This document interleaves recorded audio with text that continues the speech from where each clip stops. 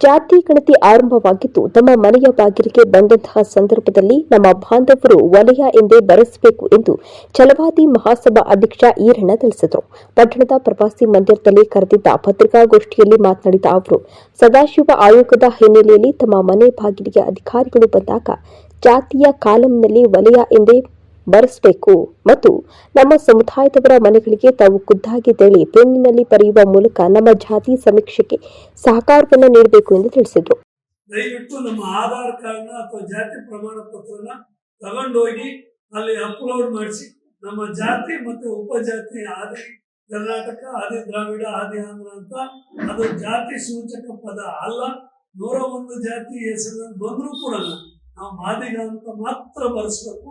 ಯಾವುದೇ ಗೊಂದಲಗಳು ಇಟ್ಕೋಬೇಡಿ ಅಂತ ನನ್ನ ಮಾಧ್ಯಮಗಳ ಮೂಲಕ ಎಲ್ಲ ಮುಖಂಡರ ಮೂಲಕ ಜಿಲ್ಲೆಯ ಅದರಲ್ಲೂ ವಿಶೇಷವಾಗಿ ಗುಬ್ಬಿ ತಾಲೂಕಿನ ಎಲ್ಲ ನನ್ನ ಸಮುದಾಯದ ಮುಖಂಡರುಗಳಿಗೆ ಕಳಕಳಿಯಿಂದ ಮನವಿ ಮಾಡ್ತಾ ಇದ್ದೀನಿ. ಕಿಟ್ಟದ ಕುಪ್ಪೆ ನಾಗರಾಜು ಮಾತನಾಡಿ, ಸಮುದಾಯದ ಬಾಂಧವರು ಯಾವುದೇ ಕಾರಣಕ್ಕೂ ಜಾತಿಯ ವಿಚಾರದಲ್ಲಿ ಹಿಂಜರಿಯದೆ ವಲಯ ಎಂದೇ ನಮೂದಿಸಬೇಕು ಎಂದು ಅವರು ಮನವಿಯನ್ನ ಮಾಡಿದರು.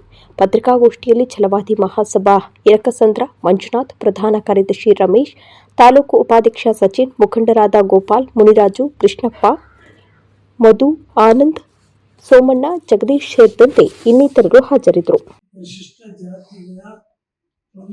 ಪರಿಶಿಷ್ಟ ಜಾತಿಯ ಮಾದಿಗ ಸಮುದಾಯದ ಬಹು ವರ್ಷಗಳ ಬೇಡಿಕೆಯಾದ ಒಳ ಮೀಸಲಾತಿ ಕುರಿತು ಹೋರಾಟ ಕಳೆದ 30-32 ವರ್ಷಕ್ಕಿಂತ ಹೆಚ್ಚು ಹೋರಾಟದ ಫಲವಾಗಿ 1/8/2024 ಸುಪ್ರೀಂ ಕೋರ್ಟ್ ಒಂದು ಐತಿಹಾಸಿಕ ತೀರ್ಪು ಕೊಟ್ಟು ಆ ತೀರ್ಪಿನ ಪ್ರಕಾರ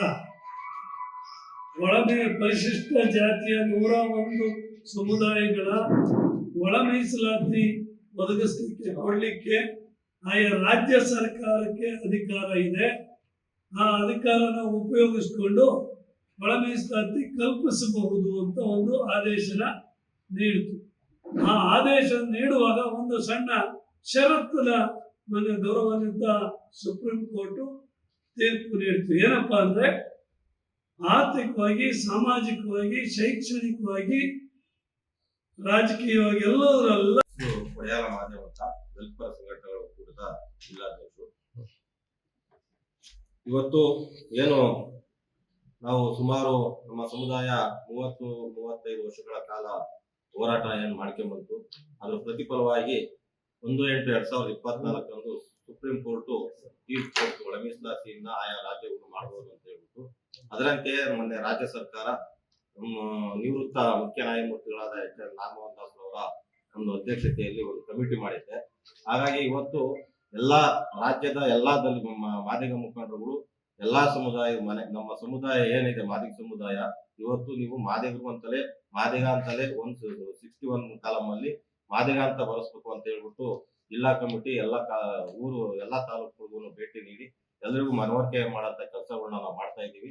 ಅದರಂತೆ ನಾವುಗಳು ಕೂಡ ಗುಬ್ಬಿ ತಾಲೂಕಿನಲ್ಲಿ ಎಲ್ಲಾ ಗ್ರಾಮಗಳಿಗೂ ಹೋಗಿ ಎಲ್ಲಾ ಡೋರ್ ಟು ಡೋರು ವಿದ್ಯಾವಂತರುಗಳನ್ನೆಲ್ಲ ಕಲೆಕ್ಟ್ ಮಾಡ್ಕೊಂಡು ಏನ್ ಸೆನ್ಸಸ್